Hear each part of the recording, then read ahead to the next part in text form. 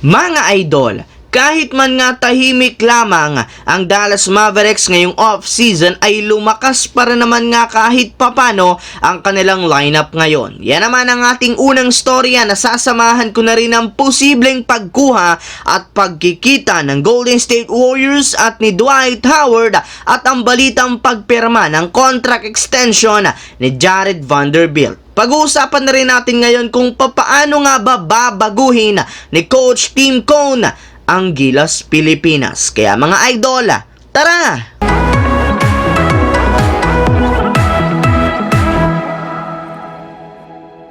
Ang videong ito mga idol ay hatid sa inyo ng Aurora Game, isang play-to-earn mobile app na kung saan pwede kang kumita habang nag-e-enjoy ka. Maraming mga games dito mga idol gaya ng Color Game na alam kong siguradong mananalo kayo. Dragon versus Tiger na simple lang pipili ka lang kung Dragon ba o Tiger ang mananalo. Meron ding Toss a Coin na alam kong alam nyo na at marami pang iba. Sobrang dali lang mag-register, gamit lang ang iyong mobile number, hintayin ang verification code at gumawa ng password. Madali lang din mag-cash in at pag panalo, cash out agad gamit ang iyong GCash account. Kaya ano pang hinihintay nyo mga idol?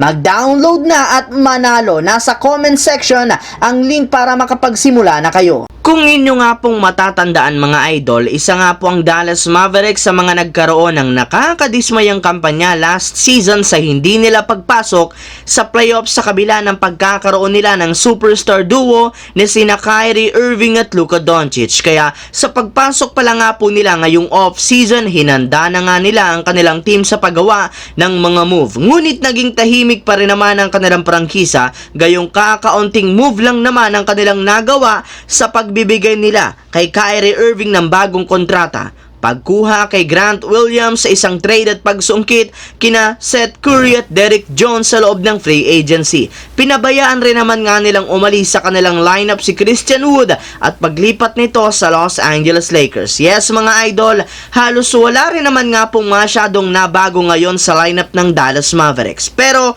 sa kabila nga po ng pagiging tahimik lamang ng kanilang team, kung inyo nga ang mapapansin, lumakas pa rin naman kahit papano ang kanilang lineup, gayong bukod nga sa pagkakaroon nila ng mga players na merong shooting ay may naghigpit at syempre mahigpit na ang kanilang depensa na siyang pinaka-target na gawin ng Dallas Mavericks. Samantala, pumunta naman tayo sa ating pangalawang storya sa pagkuha at pagkikita ng Golden State Warriors kay Dwight Howard at ang balitang pagpirma ng contract extension ni Jarred Vanderbilt. Para nga po sa inyong kaalaman, 3 linggo na lang ang natitira bago magsimula ang pre-season ng NBA. Pero kahit man nga ganon, may mga mabibigat na balita pa rin naman ang nagsisilabasan ngayon. Una nga dyan ay ang maibalitang posibleng pagkuha ng Golden State Warriors at pagkikita ni na Dwight Howard at ng General Manager ng Warriors na si Mike Dunleavy na isa pa rin namang pinakamagaling na unrestricted free agent ngayon. Bagamat man tuluyan na nga pong medyo lumambot at humina ang kanyang laruan, maaari para naman siyang magamit ng Warriors bilang kanilang backup center kung saan mag-focus nga siya sa kanilang rebounding at depensa. Kaya kasulukuyan na nga po nilang pinag-iisipan ngayon kung kukunin nila ito o hindi. Bukod nga po dyan mga idol, inanunsyo na naman mismo ni Shams Charania ng The Athletic na opisyal na nga pong pumirma si Jarred Vanderbilt sa Los Angeles Lakers ng bagong contract extension na nagkakahalaga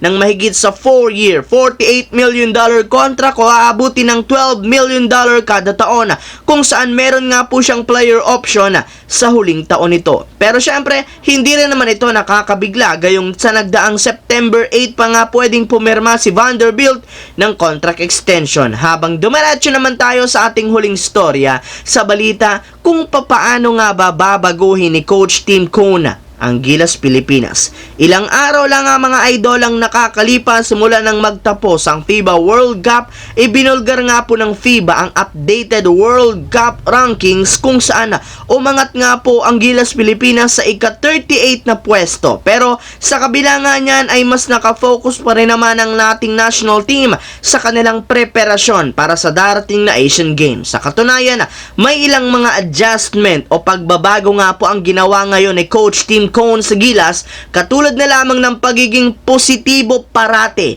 ng kanilang koponan. Hindi nga katulad doon ni Coach Chot Reyes. Kahit man meron lamang kaunting araw, ang bagong lineup ng Gilas ay puro kumpiyansa at magandang salita nga po ang mga sinasabi nito sa media patungkol sa kanyang mga players. Ika nga, wala nga pong drama pa ngayon sa loob ng Gilas Pilipinas. Hindi rin naman ito dinadahilan ng kaunting practice nila para panghinaan sila ng loob para sa Asian Games, bagkos mas nakafocus nga siya ngayon sa pagbuo ng chemistry sa kanilang mga players sa paggawa nila ng ilang mga plays at adjustment na kanilang magagamit. Kumukuha rin naman siya ngayon ng mga players na alam niyang gigil at sakto talaga na maglaro sa ating national team. At lahat ng yan ay isang magandang senyales para sa ating national team.